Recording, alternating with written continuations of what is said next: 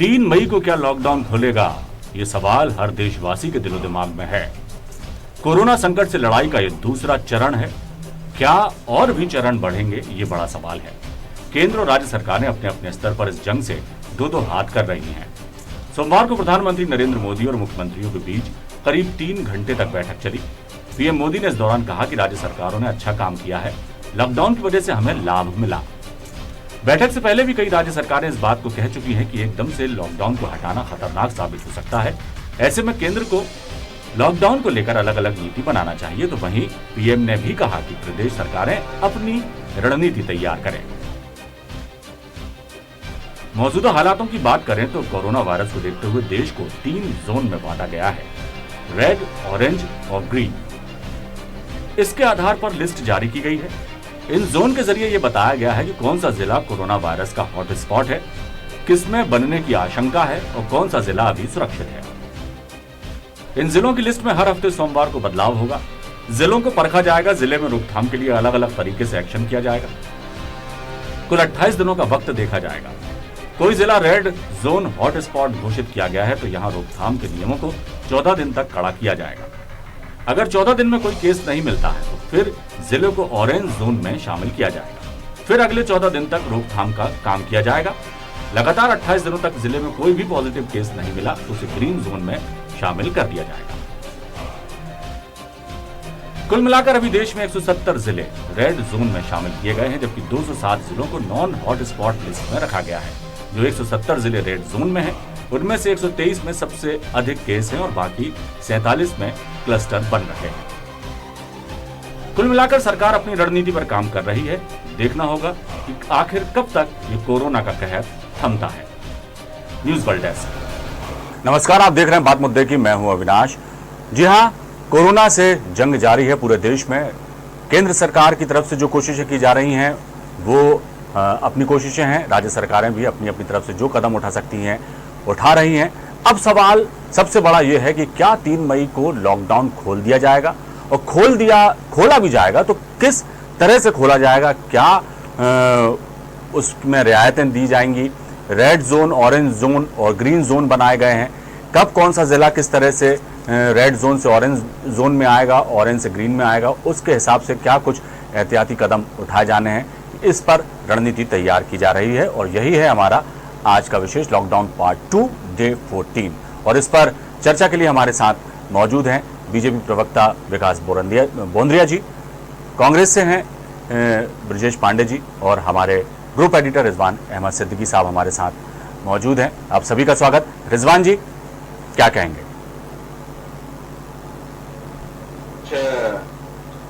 आज पीएम ने फिर राज्यों से बात की जी, और बहुत कुछ राज्यों पर छोड़ा, इसलिए कि लंबे समय से देखने में यही आ रहा था कि केंद्र समय समय पर दिशा निर्देश जारी कर रहा था। केंद्र में दिशा निर्देशों में कई तरह की तब्दीलियां हो रही थी, और इस तरह की लगातार हो रही तब्दीलियों के कारण राज्य और केंद्र में समन्वय नहीं होती। और लगता है शायद इसे प्रधानमंत्री ने भांपा, और उन्होंने, क्योंकि क्रियान्वयन की जिम्मेदारियां राज्य सरकारों की हैं, उन्होंने उस पर नीति रणनीति बनाने की। राज्य अपनी अपनी परिस्थितियों के और अपनी स्थितियों के अनुकूल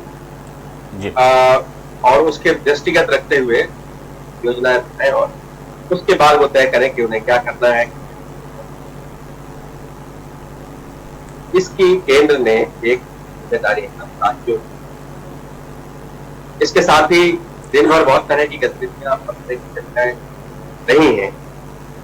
और मुख्यमंत्री, अगर हम मध्य प्रदेश की बात करें तो आज मुख्यमंत्री शिवराज सिंह चौहान ने आज संतों से बात की। आज शंकराचार्य जी का दिवस, आज के दिन संतों से बात की जी। मध्य प्रदेश बड़े पैमाने पर अलग अलग प्रदेशों में मजदूरों को लाने की कोशिशें या कवायदें तेज हुई हैं जी। इसलिए कि जिस तरह से छात्रों को लाया गया था, उसके बाद सरकार पर यह दबाव पता था, न्यायालय में सरकारों ने उस पर अमल करना शुरू कर दिया है, काम करना शुरू कर दिया है, और किस तरह से सावधानी बरती जाएगी क्या है, इन सब पर भी चर्चा है। तो इन्हीं सब विषयों पर आज हम चर्चा करेंगे। हमारे साथ ब्रजेश पांडे जुड़े हुए हैं। ब्रजेश, आप क्या कहते हैं, क्या देखते हैं इन सारी तरह? और अब लॉकडाउन की उल्टी गिनती शुरू हो गई है, तालाबंदी जो है वो अब ताले खुलेंगे या आने वाले वक्त में कुछ दिन और हमें इसी तरह से रहना है? इस तरह के सवाल जनता के मन में है। और ये सारी तरह की चीजें आप कैसे देखते हैं, क्या सोचते हैं आप?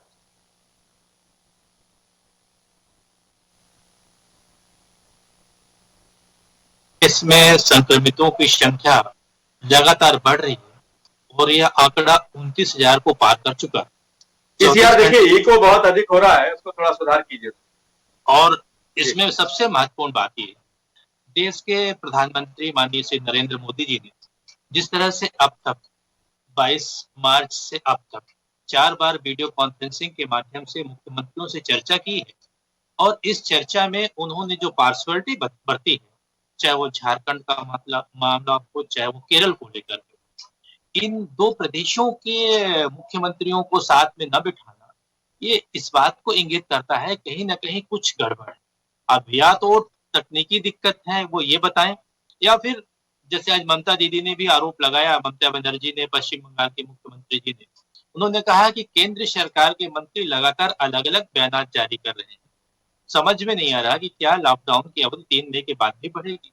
तो हमको अपनी पारदर्शिता स्पष्ट करनी पड़ेगी, क्योंकि स्वास्थ्य मंत्रालय ने आज जिस तरह की रिपोर्ट जारी किया है, उसने साफ तौर से कहा है कि कोविड-19 को लेकर के हमको सबसे महत्वपूर्ण बात यह है, किसी समुदाय पर प्रसार का लेबल नहीं लगाना है, बिल्कुल नहीं कहना है कि फला समुदाय की वजह से जो है वो कोविड फैल रहा है देश के अंदर, और उसके बाद पुलिस को हमको लक्ष्य नहीं बनाना है, मेडिकल स्टाफ को लक्ष्य नहीं बनाना है। इन सब से बचते हुए लॉकडाउन को हमको जो है जारी रखना है। और सबसे बड़ी बात यह है कि कोरोना वायरस के प्रभावित जिलों में मध्य प्रदेश के इंदौर में संख्या जो है वो तीसरे नंबर की तादाद में पहुंच चुकी है, जहां पर मरीजों की संख्या 60 के ऊपर जा चुकी है। मेरा कहना यह है कि इस वैश्विक महामारी के समय में अपना पराया छोड़ करके देश के माननीय प्रधानमंत्री जी को हर प्रदेश के मुख्यमंत्रियों के साथ बराबर संवाद स्थापित करना चाहिए, और इस बात की भी गहन जांच कराना चाहिए, क्योंकि देखिए एक बहुत महत्वपूर्ण मसला आज आपके इस प्रदेश के सबसे बड़े चैनल में मैं बताना चाह रहा हूँ। आपको ध्यान होगा कि थोड़ा मुझे 5 मिनट का समय दीजिए। आपको ध्यान होगा कि जब इस देश के अंदर ट्रंप जी की यात्रा होती है, अमेरिकी राष्ट्रपति जी की गुजरात में, उसके पहले तक हमारे यहाँ इस तरह की कोई समस्या नहीं थी। वो समस्या चाइना के वुहान में थी, और इस पर हमारा अभी इलेक्ट्रॉनिक मीडिया, प्रिंट मीडिया ध्यान नहीं दे रहा है कि गुजरात में जब अमेरिकी राष्ट्रपति आते हैं और उनके आने के बाद जो एल स्ट्रेन वाला कोरोना संक्रमण है वो गुजरात में सबसे अधिक मात्रा में फैला, और इतना खतरनाक होता है, ये पूरा वुहान का ओरिजिनल स्ट्रेन ये अमेरिका और यूरोप कंट्री से होते हुए गुजरात पहुंचा है। क्योंकि उस समय इस वार्ता में जब हुई तो मोदी जी के साथ केम छो ट्रंप की यात्रा में अमेरिकन और यूरोपियन कंट्री के कई सारे लोग आए हुए थे। आज गुजरात का ब्लड सैंपल में इसी कैटेगरी का, एल कैटेगरी का स्ट्रेन सामने आ रहा है। ये बेहद खतरनाक है, इसमें तत्काल मौत के आसार बनते हैं। अभी क्या है, मैं तो ये कह रहा हूं कि जो पालतू मीडिया है, अगर वो दुस्साहस कर सकता है, तथाकथित गोदी मीडिया, तो उसको इस संबंध में भी जांच करना है। इसके बाद आंकड़े जो आएंगे बिना टेस्टिंग, अभी टेस्टिंग सही तरीके से नहीं हो रही, टेस्टिंग के बाद जो आंकड़े आएंगे वो बड़े भयावह होंगे। इस विषय पे ब्रजेश पांडे में जवाब भी देंगे जी। क्या कहेंगे विकास बंदरिया? देखिए रिजवान भाई, यकीन सोशल डिस्टेंसिंग को सबसे कामयाबी रूप से लागू करने का तरीका तो लॉकडाउन है ही। इसके लिए हमने ही नहीं, दुनिया भर ने लॉकडाउन को अपनाया है। मुझे लगता है कि इस मामले में सभी मुख्यमंत्रियों से जो राय मशवरा किया गया है राष्ट्रीय स्तर के ऊपर, उसके बाद में जो टेक्निकल उसके ऊपर एडवाइस मिलेगी। अलग अलग ग्रुप्स भी बनाए गए हैं, आर्थिक ग्रुप अलग काम कर रहा है, स्वास्थ्य ट्रीटमेंट ग्रुप अलग है। तो इन सब ग्रुप्स की भी राय मशवरा ली जाएगी, उसके बाद में एक समग्र रूप से नीति बनाई जाएगी। बहुत सारे उसमें बिंदु जो रहेंगे वो राष्ट्रीय स्तर पर लागू किए जाएंगे और कुछ बिंदु ऐसे रहेंगे जो लोकल स्तर के ऊपर डे टू डे मॉनिटरिंग करते हुए उसके ऊपर निर्णय लेना पड़ेगा। देखिए मध्य प्रदेश में अभी भी शहडोल रीवा है, यहाँ पे संक्रमण नहीं था लेकिन कल मरीज निकल के आए हैं। तो ऐसी चीजें जो भी घटनाएं होंगी, तब्दीली आएगी, उसके हिसाब से लोकल प्रशासन को भी निर्णय लेना पड़ेंगे। तो इस मामले में राष्ट्र के किसी भी राज्य के किसी मुख्यमंत्री को भी पूरे अधिकार बनते हैं कि वो उसके राज्य में कैसे काम करेगा। राष्ट्रीय स्तर के ऊपर भी नीति बनेगी, प्रदेश स्तर पर भी बनेगी और लोकल मतलब जिलों के कलेक्टर को भी इसमें निर्णय लेना पड़ेगा। जिलों के कलेक्टर की मदद के लिए जिले के ऊपर एक समिति बनाई गई है, जो डिजास्टर मैनेजमेंट समिति है, वो इसमें राय मशवरा करती है, तब निर्णय होता है। और जहां तक विषय है कि कहां पे क्या पुरानी बातें रही, देखिए WHO की जो गाइडलाइंस आती रही उस हिसाब से भारत की सरकार भी मूव करती रही। अगर WHO की तरफ से जो इंस्ट्रक्शंस लेट प्राप्त हुए उस हिसाब से लेट निर्णय लिए गए हैं। कोई भी चीज रिजवान भाई आज भी समस्या देखिएगा, अगर हम लॉकडाउन देश ने किया है तो बहुत सारे लोगों ने उसे सराहा है, अपनाया है, लेकिन कुछ अलग अलग कोनों से बातें आती हैं कि लॉकडाउन के अलावा भी इस संक्रमण की बीमारी से निपटने के अन्य तौर तरीके हो सकते थे। तो इस मामले में आप हमेशा बहस कर सकते हैं, हमेशा विचार मंथन हो सकता है कि कब क्या प्रोबेबिलिटीज रहती है और क्या निर्णय लिए जा सकते थे, लेकिन जो जैसा वक्त रहा वैसे निर्णय लिए गए हैं, उचित निर्णय लिए गए और हम उचित दिशा में बढ़ रहे हैं कि हमारे साथ में कम से कम हम इस बीमारी को कुछ भौगोलिक क्षेत्रों तक नियंत्रित रखने में काफी कुछ कामयाब हो गए हैं और यही लॉकडाउन का मकसद था। चलिए, यही लॉकडाउन का मकसद है। उन्होंने कई सवाल खड़े किए थे, उस पर आप कुछ कहना चाहेंगे? भाई देखिए आप रिजवान भाई, अगर हम ये सोचते कि जनवरी और फरवरी में जो बाहर से लोग आ रहे हैं उन्हें इंस्टीट्यूशनल क्वारंटाइन कराया जाए या आने ही ना दिया जाए, तब क्या ऐसा निर्णय WHO ने गाइड किया था? तब क्या बीमारी का ऐसा अता पता था और तब क्या हमारे लोग उस बात के लिए तैयार होते? आज भी आप देखेंगे लोग, जिला कोई इंदौर में फंसा हुआ है तो वो कहता है साहब मुझे मेरे घर भोपाल जाना है, जबलपुर जाना है। आज जब ये बेसब्री है तो जनवरी फरवरी में चीजें नहीं हो सकती थी जिनकी हम चर्चा कर रहे हैं। क्या कहेंगे विजय भाई? भदौरिया जी ने अपनी बात, अपनी पार्टी की बात अच्छे ढंग से प्रस्तुत की।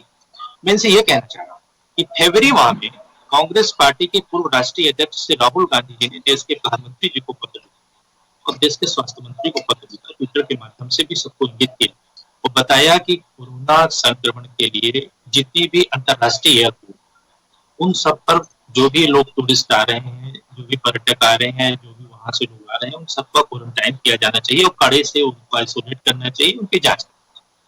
सरकार ने उस दिशा में ध्यान नहीं दिया, उनके पत्र को बहुत हल्के ढंग से लिया। उसके बाद देश के अंदर कितनी भयावह स्थिति उत्पन्न हो गई। फरवरी के बाद मार्च का महीना, अप्रैल का महीना, जब देश के प्रधानमंत्री जी को जनता कर्फ्यू उनको लॉकडाउन लागू करना पड़ा। असल में जो प्लानिंग होना चाहिए, जो रोड मैप तैयार करना चाहिए, उस पर हम डिसएडवांटेज साबित हुए। इस पर हम चर्चा बाद में करेंगे। अभी चूंकि हमारे पूर्व राष्ट्रीय अध्यक्ष श्री राहुल गांधी जी ने साफ कहा है कि हम इस मसले पर मोदी जी के साथ खड़े, देश के साथ। मेरा इनसे सवाल ये है कि क्या मध्य प्रदेश की सरकार इस बात को लेकर के भूल गई कि हमारे यहाँ कोरोना का कहर, आज मध्य प्रदेश तीसरे पायदान पे है। देश के अंदर मध्य प्रदेश तीसरे पायदान पे पहुंच गया है। संक्रमितों का आंकड़ा बढ़ रहा है, उसके बाद मौतों का आंकड़ा बढ़ रहा है। इसको ध्यान देने की जगह मध्य प्रदेश की सरकार पूरी तरह से अपने प्रचार प्रसार में लगी हुई है।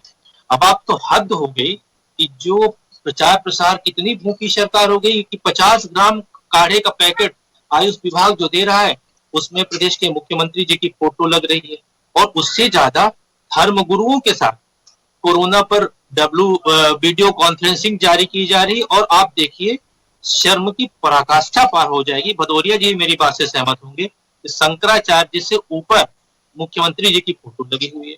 आज तकरीबन 1.5 दर्जन जनसंपर्क अधिकारियों के तबादले कर दिए गए।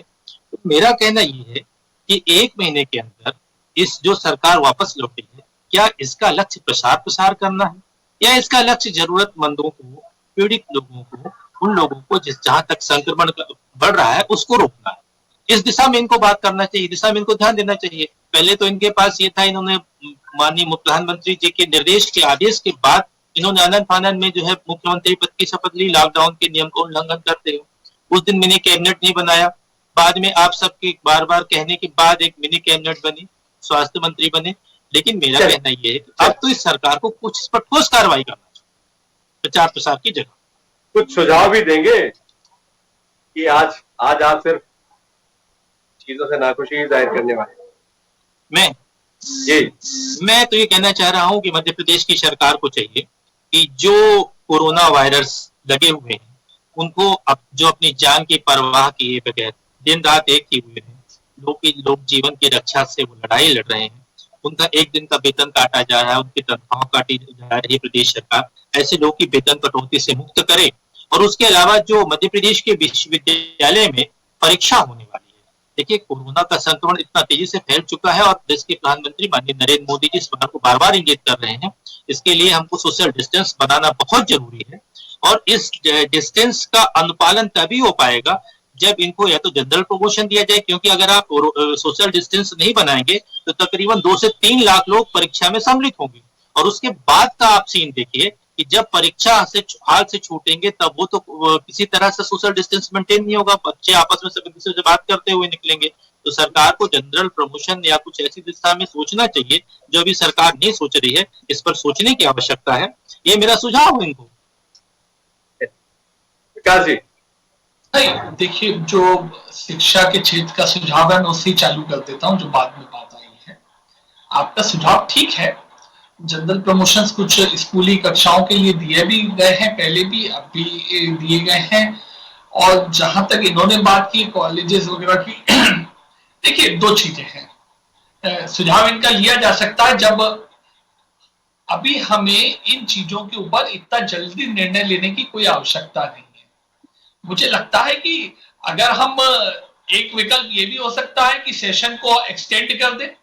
जरूरी थोड़ी कि जुलाई में कोई एजुकेशनल सेशन चालू होने चाहिए, नए सेशन चालू होने चाहिए, उसकी जगह वो सितंबर अक्टूबर में भी सरकाए जा सकते हैं। तो अनेक विकल्प हो सकते हैं, सबके साथ में चर्चा करके उनके ऊपर उस प्रकार से निर्णय लिए जाते रहेंगे। अब जो मैं 1-2 बातें इन्होंने कही कि राहुल गांधी जी ने विपक्ष के नेता के तौर पे चेताया था। देखिए, एक ट्वीट करना और ट्वीट को इतने बड़े ढंग से देखना ये कोई चेताया नहीं हो सकता। आज हम कोई भी भविष्यवाणी कर दे, कल को मान लीजिए 10 विपक्षी नेताओं ने 10 तरह की भविष्यवाणियां करी और उसमें से एक आध की सही हो गई, तो ऐसा थोड़ी कहा जा सकता है। आपने जब भयावह कहा था उसे, उसका पॉलिटिकल आप क्या एंगल देख रहे थे, जनता के ऊपर भावनात्मक उसका क्या प्रभाव पड़ता था? सरकार को तो सब कुछ देखना था ना। सरकार को वस्तुतः स्थिति WHO के माध्यम से पता लग रही थी, वहां से गाइडलाइंस आ रही थी, हम दूसरे देशों को अध्ययन कर रहे थे, जैसा जैसे हो रहा था हम भी कर रहे थे। ऐसा नहीं है कि तब कोई कामकाज नहीं किया गया। जो क्वारंटाइन करने का निर्देश जारी किए गए वो किस आधार पे थे? वो WHO ने जो गाइडलाइन दी, फरवरी से काम चालू हो गया था। नंबर दूसरा, उपचार के लिए जो तैयारियां करनी थी, उसके लिए जो केंद्रीय सर्किट में बैठकें हुई और प्रदेशों को उस जगह से निर्देश दिए गए, वो क्या थे? वो वही तो था। तब जो कोरोना के उपचार और उसके रोकथाम के लिए तैयारियां चल रही थी। मुझे लगता है कि केवल एक ट्वीट को ऐसा देख लेना कि उन्होंने कहा था और ऐसा नहीं किया गया, ऐसा कहीं मंतव्य नहीं था। सरकार ने फरवरी महीने और मार्च के महीने में संसद में लगभग 70 प्रश्नों के उत्तर, जो कोरोना आधारित प्रश्न थे, उनके उत्तर दिए हैं। तो क्या उससे जानकारियां नहीं गई? क्या उस प्रश्नों के आवाज चली गई है? ये आ रही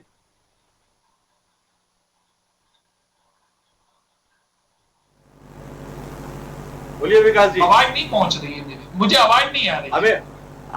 हमें आपकी आवाज आ रही है। बुंदे जी, आपको सुन रहा है सब, इसलिए आप बोलिए, आप अपनी बात रखिए।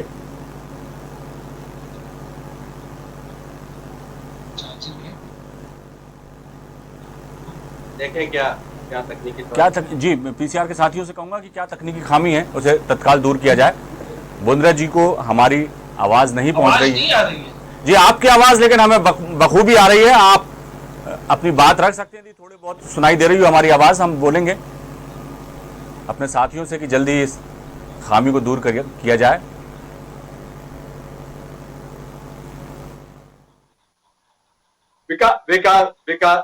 विकास बुंदरिया, आपको आवाज आ रही है हमारी?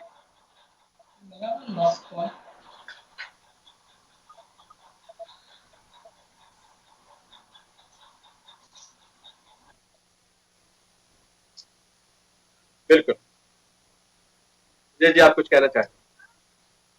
मैं विकास जी से इतना कहना चाहता हूँ, आज आवश्यकता इस बात की कि मध्य प्रदेश के अंदर जो 3 जिले हैं, प्रमुख जिले भोपाल, इंदौर, उज्जैन, यहाँ पर ये सब रेड जोन में है।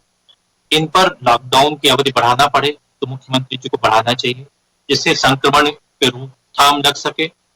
दूसरी बात ये कि जो खंडवा में 400 लोग फंसे हुए हैं, उनको जो है स्वास्थ्य विभाग के महकमे लोग हैं, उनको सरकार को चाहिए कि वापस लाएं। तीसरी महत्वपूर्ण बात यह है कि राजस्थान में करीब 2000 से ज्यादा मजदूर लौटे हैं, उनका क्वारंटाइन किया जाए। अभी उसमें से कई लोग क्वारंटाइन नहीं हुए हैं। और जबलपुर में जो तहसीलदार हैं वो पुलिसकर्मी सहित जबलपुर में कई लोग कोरोना से पीड़ित हैं, उनका भी क्वारंटाइन किया जाए। इन सब के अलावा महत्वपूर्ण बात यह है कि केंद्र की सरकार को और प्रदेश की सरकार को 2 पैरामीटर्स नहीं बनाने चाहिए। महाराष्ट्र में 2 साधुओं की हत्या होती है रिचुअल, तो वहां पर एक देश के चैनल के संपादक जो है अपने टीवी में इस बात को सबल उठाते हैं कांग्रेस के पूर्व राष्ट्रीय अध्यक्ष के खिलाफ। अगर वही घटना उत्तर प्रदेश के बुलंदशहर में होती है, 2 संतों की हत्या होती है, तो उस पर मीडिया कुछ खामोश रहता है, उनका चैनल उस खबर को एक सिंगल लाइन की पट्टी भी नहीं दिखाता है। इससे बचना चाहिए।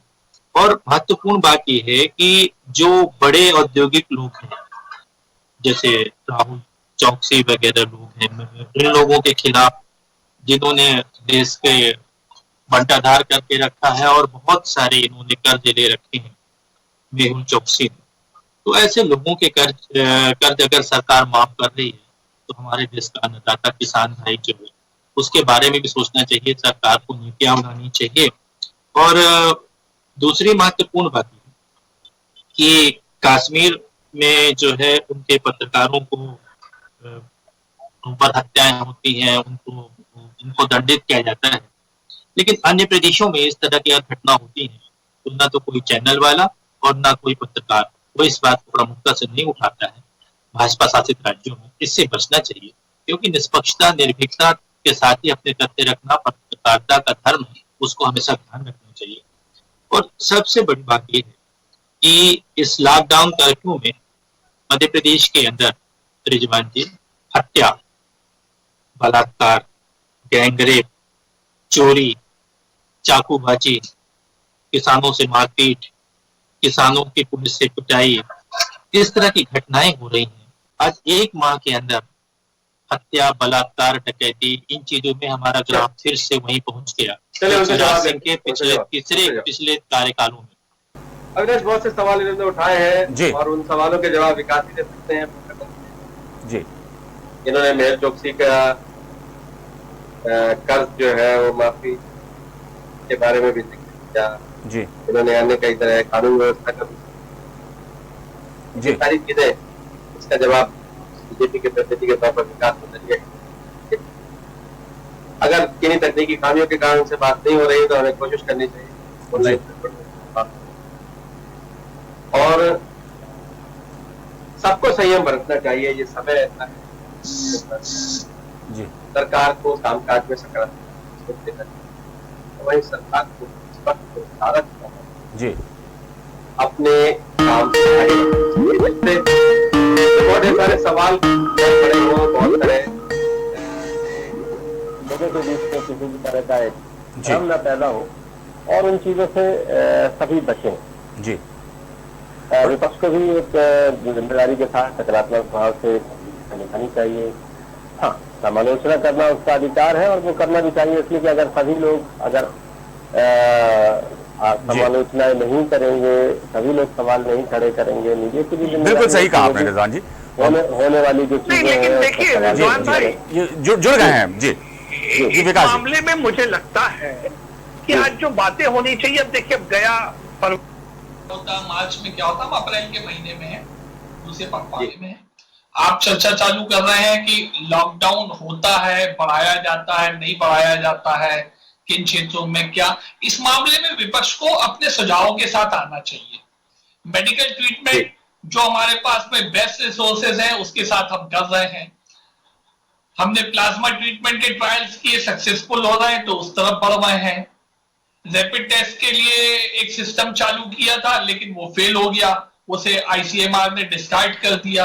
जो टेक्नोलॉजी सक्सेसफुल नहीं है उसे हम हमारे हॉस्पिटल्स में इलाज के लिए, डायग्नोसिस के लिए इस्तेमाल करें, ठीक नहीं था। तो बड़ी नई सी बीमारी है, कोई बहुत पहले कोई बहुत विश्व की कोई तैयारी नहीं थी। अब अगले महीने में क्या परिस्थितियां बनेंगी, विपक्ष को उसके साथ में मुझे लगता है सकारात्मक सुझाव के साथ में आना चाहिए, तो वो ज्यादा देश के लिए लाभदायक होगा। विकास जी, आपको कुछ सवाल मैं बता देता हूं, उन्होंने कुछ सवाल जो आए जी। एक तो उन्होंने कहा कि हेमंत सोरेन पीएम की वीडियो कॉन्फ्रेंसिंग में नहीं थे, कोई तकनीकी खामी थी या चीफ मिनिस्टर है, भेदभाव हो रहा है, वो इस तरह का कुछ बात कहना चाहते थे। उन्होंने कहा मुख्यमंत्री का काढ़ा जो चूर्ण जो बांटा जा रहा है उसमें मुख्यमंत्री की तस्वीर है, मैं उसकी बात का जवाब करने के लिए। उन्होंने ये भी कहा कि बड़े पैमाने पर जनसंपर्क में तबादले किए जा रहे हैं। उन्होंने ये भी कहा कि आज जो संतों से कॉन्फ्रेंसिंग हुई थी उसमें मुख्यमंत्री की तस्वीर शंकराचार्य से ऊपर थी। इस तरह के भी उन्होंने कुछ सवाल खड़े किए और इन बातों पर, और दूसरा उन्होंने देश भर में पत्रकार, खासतौर से कश्मीर में जो पत्रकारों के साथ प्रताड़ना हो रही है या उत्तर प्रदेश, उस पर कोई जिक्र नहीं करता। और उन्होंने मेहुल चोकसी के कर्ज माफी के बारे में भी एक जिक्र किया है। एक उन्होंने जिक्र किया है मेहुल चोकसी के कर्ज माफी के बारे में। उन्होंने ये भी कहा है कि मेहुल चोकसी का कर्ज माफ कर दिया, किसानों का तो करते नहीं है, मेहुल चोकसी का भी कर्ज माफ कर दिया। और इस तरह की जो परिस्थितियां हैं उस पर उन्होंने जवाब। चार्ज कितना हो गया? देखिए रिजवान भाई, मैंने आपके कुछ प्रश्न सुन लिए, अगर मेरी आवाज आप तक जा रही है तो मैं जवाब तो दे देता हूं। आपकी तरफ से मुझे आवाज नहीं आ पा रही है अब। देखिए जहां तक वो काढ़े और काढ़े के ऊपर फोटो का प्रश्न है, यकीनन जब मुख्यमंत्री और सरकार अपील करती है तो लोग उस निर्देशों को फॉलो करने लगते हैं। आज आप किसी को जो एलोपैथी की दवाई खाने का आदी हो, आप उसे आयुर्वेद का या होम्योपैथी की कोई दवा देंगे तो वो शायद विश्वास नहीं करेगा। लेकिन अगर आप बताते हैं कि सरकार के द्वारा ये दी जा रही है, उनके द्वारा प्रिस्क्राइब की गई है, तो लोगों का विश्वास सरकार के साथ में आता है। इसलिए मुख्यमंत्री अगर वहां फोटो बना है तो मुझे नहीं लगता इसमें कोई हर्जा होना चाहिए। अगर प्रधानमंत्री ने लोगों से अपील की कि आप मुंह के ऊपर फेस कवर का इस्तेमाल करिए जब भी घर का है, आप लगे तो अपने रुमाल का इस्तेमाल करिए, महिलाएं दुपट्टे का इस्तेमाल करें, अंगूछे का इस्तेमाल लोग पुरुष करें, लोग करने लगे हैं। तो नेतृत्व के आप यूं कह लेना कि कोई भी हम कंसेप्ट, वो प्रोडक्ट की पब्लिसिटी हो, वो कंसेप्ट की पब्लिसिटी हो, उसमें कुछ ना कुछ मॉडल्स हमेशा रखे जाते हैं। यहाँ पे मुख्यमंत्री प्राइम मिनिस्टर होते हैं, इसमें क्या हर्जे की बात है। ट्रांसफर्स की बात है जहां तक, देखिए पब्लिसिटी डिपार्टमेंट में अगर हम ऐसे जिलों में हैं जहां हमें इस वक्त गवर्नमेंट के कुछ मसलों की पब्लिसिटी लोगों तक पहुंचाना है, संचार माध्यमों का उपयोग करना है, वहां के अगर बेहतर अधिकारी जो पूर्व में काम कर चुके हों उसको इस काम में लगाया जाता है तो वो वहां के पत्रकारों, वहां के संचार माध्यमों के प्रतिनिधियों से ज्यादा अच्छा सामंजस्य बिठा पाते हैं। उस पुराने बेहतर सामंजस्य के अनुभव को फिर से हम इस वक्त आपदा के वक्त में लागू करना चाहते हैं, यही हमें इंटरेस्ट। विकास कुछ बातें और वो कह रहे थे। बाकी कह रहे मुझे थे लगता है कि मेहुल चौकसी वीडियो कॉन्फ्रेंसिंग की जहां तक बात है, कर्ज माफ कर दिया वीडियो सरकार कॉन्फ्रेंसिंग ने, तो एक वो प्लेटफॉर्म ये कह होता रहे है जहाँ पे इकट्ठे रह के बातचीत की जाती है, लेकिन कभी बात नहीं हो भी पाती, जैसे आपकी मेरी आवाज कई बार कट रही है, तो अन्य तरीके से भी उन मुख्यमंत्रियों अविनाश से के सवाल संवाद हमें बता किया दीजिए। जाएगा। मुख्यमंत्री भी संवाद केंद्र से स्थापित कर सकते हैं, इसमें कहाँ पे कोई रोक रुकावट है। चिट्ठी पत्री हो सकती है, पर्सनल फोन कॉलिंग हो सकती है, ये जो सवाल थे उन्हें बता, और भी अन्य व्यक्तिगत कॉन्फ्रेंस, वीडियो कॉन्फ्रेंस भी हो सकती है, या दोबारा भी उस ग्रुप की जो छूट गया उसके साथ में वीडियो कॉन्फ्रेंसिंग के लिए निवेदन किया जा सकता है। मुझे नहीं लगता इसमें कहीं कोई बड़ा इशू है, ये सब माइनर चीजें हैं जो कि हल होती रहेंगी। अविनाश आपको आवाज आ रही है मेरी? जी आ रही है, आवाज आ रही है रिजवान जी। ये सवाल उन्हें दोहरा कर बता दीजिए जी, और ये जो सवाल थे कुछ जी वो उन्हें बता दीजिए, जल्दी से जवाब। आवाज नहीं आ रही है जी, उन तक आवाज नहीं पहुंच पा रही है, वो बड़ी समस्या अभी बनी हुई है रिजवान जी, विकास जी के पास। रिजवान जी, मैं कुछ चीजें और कहना चाह रहा था। आप कुछ कहेंगे, वो जवाब दे नहीं पाएंगे, आवाज नहीं आ रही। जी मेरी एक बात तो सुन लिया जाए। जी जी मैं आपके माध्यम से कहना चाह रहा हूँ, अगर तक आवाज पहुंच जाए तो आप पहुंचाने की कोशिश करिएगा जी कि इन लोगों ने बेशर्मी की पराकाष्ठा पार कर शिवराज सिंह जी की सरकार, कोई आपने पूरा नहीं, शपथ लेने के बाद चौथी बार मैचिंग वाला मास्क पहनते और जिस तरह का कपड़ा पहनते थे उसी तरह का मैचिंग करके वो मास्क पहनते। अभी लोग वो भूले नहीं, अब वो दवाइयों में अपना फोटो चस्पा दिए। ये काहे की नैतिकता है? बता तो दिया और उसका जवाब दे दिया। अच्छा, दूसरी बात भारतीय दंड संहिता की धारा कहती है कभी भी इस तरह के संक्रमण काल में जब देश में आपदा की स्थिति तो कोई किसी भी प्रदेश के मुख्यमंत्री को या प्रधानमंत्री तक अपना चित्र किसी भी बैग में नहीं देना चाहिए। इससे एक गलत संदेश जाता है। और अब जबकि इसके बाद उपचुनाव में एक तरीके से आप अपरोक्ष रूप से अपने उपचुनाव की तैयारी करने लगे हैं, प्रचार करने लगे हैं कोरोना से लड़ने की तरफ। आज मध्य प्रदेश तीसरे पायदान में पहुंच गया है। इनको इस विषय पर चिंतन करना चाहिए और इस तरह की बेशर्मी भरे जवाब भारतीय जनता पार्टी से हम आशा करते ही हैं कि लोग इसी तरह का बेशर्मी भरा जवाब देंगे। सत्य निष्ठा से हमेशा दूर रहना भारतीय जनता पार्टी की पहली परिभाषा है। और अब तो हद हो गई रिजवान जी कि मध्य प्रदेश के बैतूल जिले में वहां के आदिवासी परिवार ने, मैं एक घटना पढ़ रहा था आज प्रमुख समाचार पत्र में, उमरडोक में घटना है। वहां के आदिवासी परिवार इस लॉकडाउन के समय उनके पास खाने का राशन नहीं पहुंच पा रहा है, पीने का पानी नहीं पहुंच पा रहा है। वो बेचारे बहुआ और जामुन खा के अपने परिवार का उधर पोषण कर रहे हैं, उसके बाद भी ये बेशर्मी की बात कर रहे हैं। इस समाचार का नहीं है यार। अरे भाई आप समाचार का खंडन करता हूँ। कमलनाथ जी ने इस समाचार को लेकर ट्वीट किया, बैतूल के जिला और तहसील प्रशासन ने इसकी जांच करी। आप देखिए जो गांव का नाम आप बोल रहे हैं ये उस क्षेत्र में कहीं है ही नहीं। वनांचल में चिचोली ग्राम है, चिचोली ग्राम में बैतूल जिले के उमरडोह की घटना है। मैंने भी सर्च किया, मेरे पास खबर की मध्य प्रदेश के बैतूल जिले के चिचोली ग्राम के उमरडोह की घटना है। ब्रजेश पांडे उन्हें अपनी बात कर, मैं इस समाचार का खंडन कर रहा हूं। वहां पे तहसीलदार की, वहां जनपद पहुंचा, जनपद के अधिकारी पहुंचे हैं, उन्होंने देखा जो नाम उसमें इंगित किया गया था चिचोरी करके कुछ नाम बताया गया था, वहां कोई ऐसा नाम का राजस ग्राम नहीं है, वन क्षेत्र है। ब्रजेश पांडे आपको कह रहे थे, मुझे एग्जैक्टली गांव का नाम नहीं याद आ रहा जो कमलनाथ जी ने ट्वीट किया है। चलिए और इसकी जांच वो घटना वहां हुई नहीं है। क्या है वो? जिस गांव के वो लोग थे उन्होंने कहीं और पे टपरे बना के वन क्षेत्र में महुए का एकत्रीकरण कर रहे थे। उनको उनके ग्राम में जो स्थायी ग्राम है वहां पे राशन बटा गया है, 3 महीने का भी, 1 महीने का मुफ्त भी बटा है और इसका पंचनामा भी बनना है। और मुझे लगता है अगर आपने सुझाव दिया है और उस गांव में डिंडोरी पिटवाई गई है कि किसी को अगर खाने पीने की कमी हो तो शासन प्रशासन वहां पे मदद करेगा। अच्छा मैं तो एक बात कहता हूं रिजवान भाई, कमलनाथ जी ने इस घटना को जो कि उनके द्वारा बनाई गई या कहीं से उन्हें समाचार मिल गया, उन्होंने सही मान के उसे आगे बढ़ा दिया। अरे भाई क्या कांग्रेस कमेटी के लोगों को वो निर्देशित नहीं कर सकते थे कि जाइए उन आदिवासियों से मिलिए और उन्हें थोड़ा सा राशन उपलब्ध करा दीजिए? क्या सामाजिक और राजनीतिक रूप से आज के आपदा के वक्त में क्या उनकी कोई जवाबदारी नहीं बनती है? क्या कहेंगे ब्रजेश पांडे? मुझे लगता है कि चीजों को इस सामंजस्य और इस संभावना के साथ में भी सुलझाया जाने का प्रयास करना चाहिए था बनिस्बत के आरोप।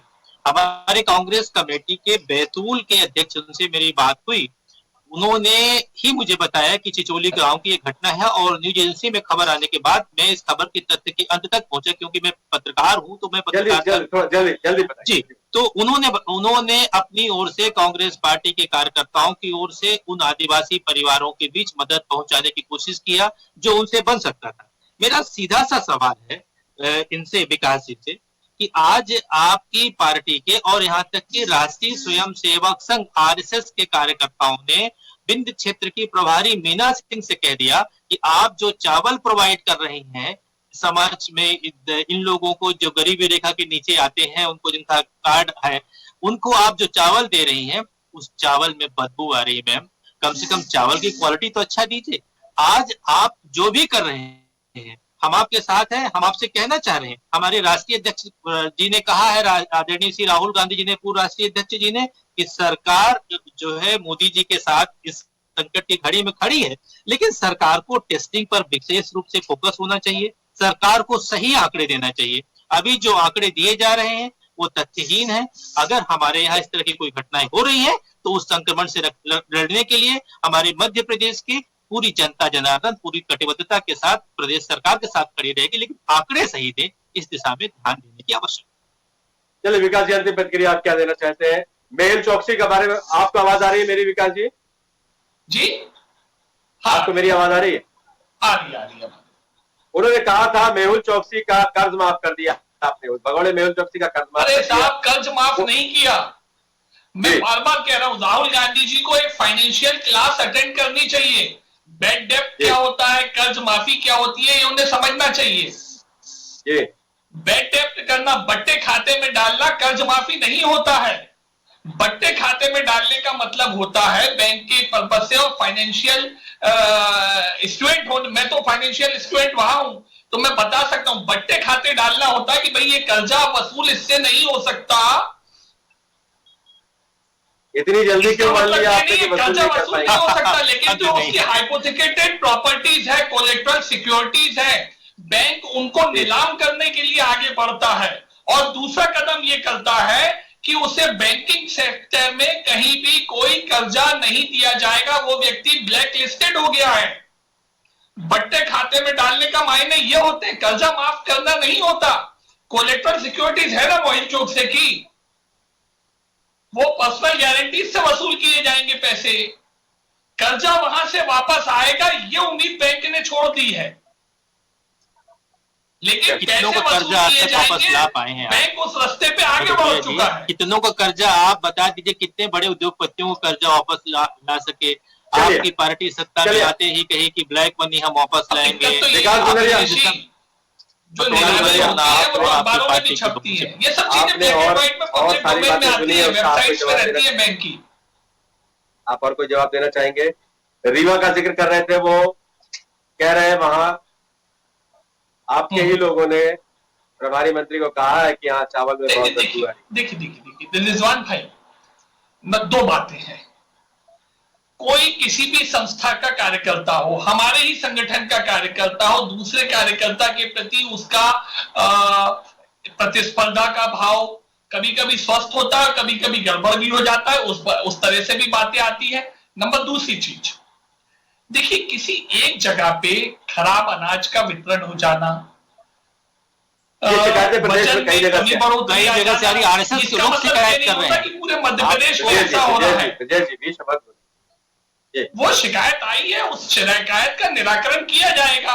वो उस पर्टिकुलर दुकान संबंधी हो सकती है, पर्टिकुलर डिपो संबंधी हो सकती है। इसका मायने ये थोड़ी होता है सब जगह खराब चावल दिया जा रहा है। देखिए प्रदेश में लगभग 5 करोड़ लोगों ने इस अन्न वितरण व्यवस्था का लाभ उठाया। कहीं से शिकायत आई क्या ऐसी? 5 करोड़ जगह आती तो कितना हाहाकार होता, कितना होता। विकास जी, अगर मैं आपको थोड़ा पीछे ले चलूं, राजधानी भोपाल में ही जब अति वर्षा के समय अनाज बांटा गया था, तो बहुत ढेर सारा कूड़ा कचरा मिला और मैं आपको उस समय बहुत बवाल मचा था इस पर। लेकिन ऐसे लोगों पर कोई स्पष्ट कार्रवाइयां होती नहीं है। कई बार वो इस तरह के मौकों का फायदा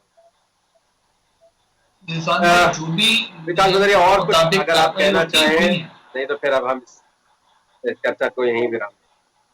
मुझे लगता है कि जो ये शिकायतें आती हैं आनी चाहिए, इसके लिए तो सीएम हेल्पलाइन है, इसके लिए तो शिकायत प्राप्त करने की एक व्यवस्था पूरी है, ताकि ऐसे गड़बड़ लोग इस आपदा के वक्त में भी लालची लोग ऐसा काम अंजाम न दे पाए। और दूसरी बात है, कई बार ये भाई जहां से वेयर हाउस से मटेरियल चला वहीं से गलत हो सकता है, तो वो चीजें भी देखनी पड़ेंगी, जांच की जाएगी और उसके ऊपर निराकरण किया जाएगा।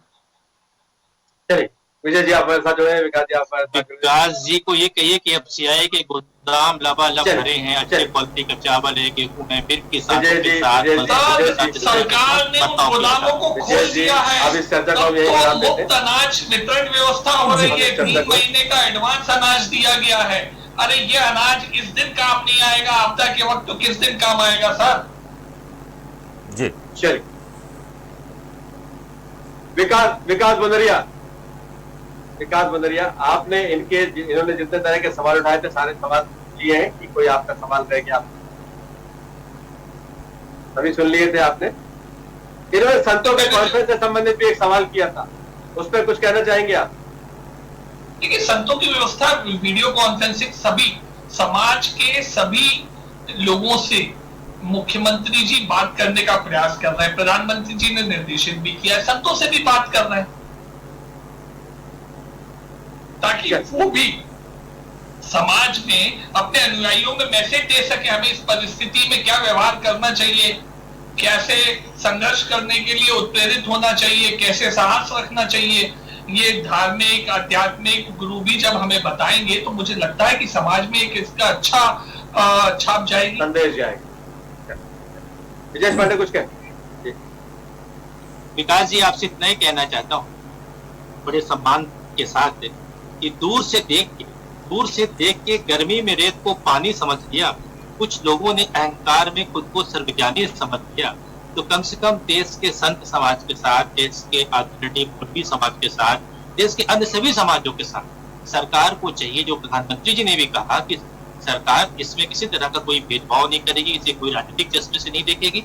अगर इस तरह की कोई भी घटना होती तो देश के हम अपने मीडिया साथियों से भी आग्रह करेंगे कि अगर इस तरह की घटना महाराष्ट्र में होती है और वही घटना उत्तर प्रदेश में भी होती है, तो जितना आप महाराष्ट्र की घटना को कवर करते हैं उतना उत्तर प्रदेश की घटना को भी कवर करें, तभी देश के अंदर वसुदैव कुटुंबकम का चरित्र चलेगा।